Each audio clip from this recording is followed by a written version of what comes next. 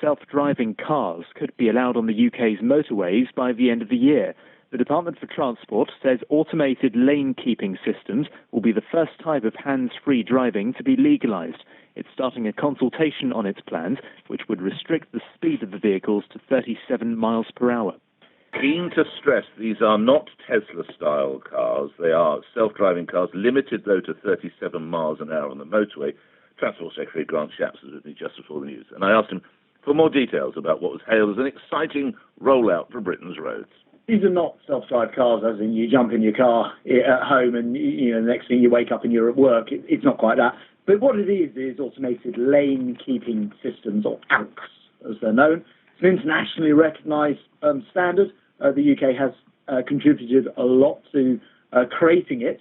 And the idea is to try to do something to sort a problem which troubles me a lot. We have in this country some of the safest roads in the world. I think actually, when I look at the statistics, the third safest in the entire world. But since the 90s, we saw a big reduction in the number of people killed on our roads, and it's about 1,700 to 1,800 people per annum now. But when I say that figure, I think it's still way too high, and automation can reduce the human error aspect of car incidents and car crashes, which actually contribute to 85% of all crashes. So I think it will help with safety. I know it will help cut emissions, and it could also ease congestion. It's all round a good idea. We'll be very careful and cautious about how this is implemented. How will it cut emissions? Well, one of the things that it does is actually to drive better.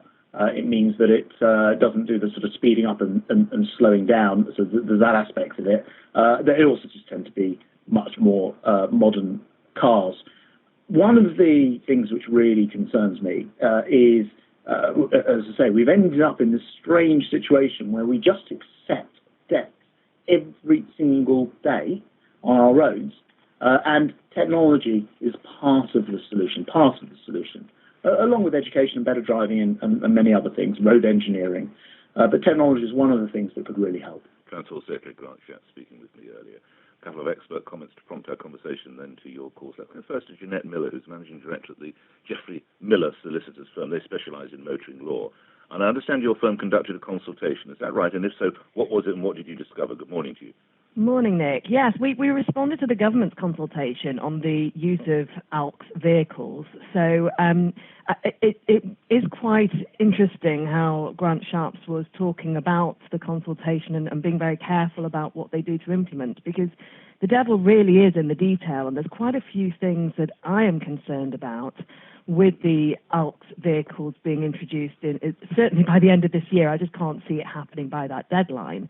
But it was interesting, he was talking about the red X on smart motorways, when ALKS vehicles currently do not have to be fitted with any vertical detection software. So, strictly speaking, interpreting this, the vehicles would not be able to read the red X on a motorway because it hasn't got that software capability. Oh, my God. Yeah, so I don't quite understand how this deadline of introduction of these types of vehicles is going to materialise by the end of this year.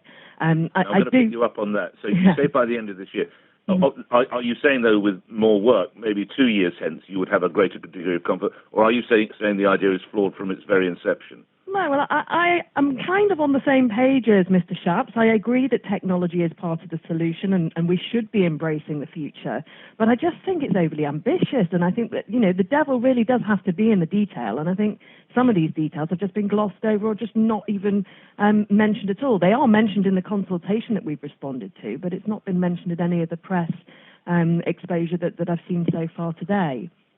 And just clarify lastly, the Secretary of State was keen to point out this is not akin to the Tesla trials in the United States.